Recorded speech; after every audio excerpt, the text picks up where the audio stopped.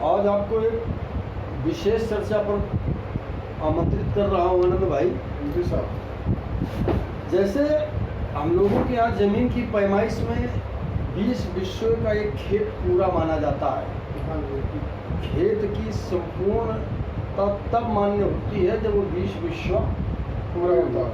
और अगर उससे एक एक विश्व कम करता जाया जाए तो धीरे धीरे उस खेत की ताकत कम होती चली जाएगी और वो एक संकीर्ण दायरे में आ जाएगा।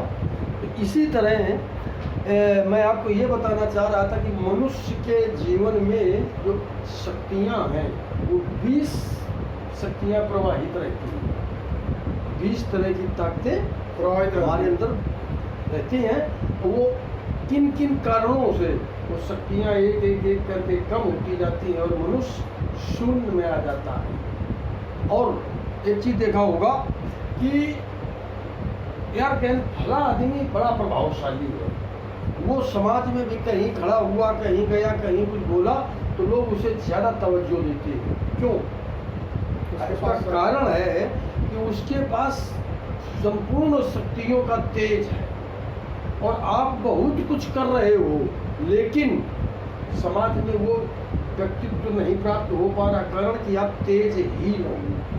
और व्यक्ति तेज युक्त तब होता है जब उसके अंदर सारी शक्तियाँ समाहित भरी रहती हैं। हाँ, तो मैं आपको उस तरफ लिए चल रहा हूँ जहाँ शक्तियों का एक संग्रह कैसे होता है और कैसे घटती है।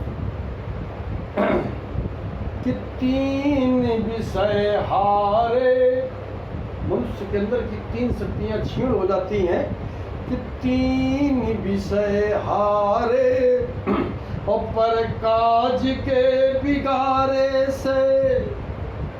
जिस दिन आपके मन में ये भावना उठ गई कि यार इसका ये हम नुकसान कर दें, हम इसका ये काम बिगाड़ दें, आपके जीवन के अंदर से 3 शक्तियाँ क्षीण हो जाएगी। तो हमें कभी भी इन बातों पर नहीं जाना चाहिए। दूसरे का काम नहीं बिगड़ना चाहिए। अगर हो सके तो आप किसी का भला करो, नहीं तो छोड़ दो। और अगर भला नहीं कर सकते हो तो किसी का अनहित भी मत करो। 3 विषय हारे और पर काज के बिगाड़े से। अब 5 विषय हारे पर नारी के निहारे से। 5 शक्तियाँ नहीं, 3 शक्तियाँ आपकी उस समय क्षीण हो जाती हैं जब आप किसी के काम को बिगाड़ने के लिए सोच लेते हो। 3 शक्तियाँ कम हो जाती हैं। और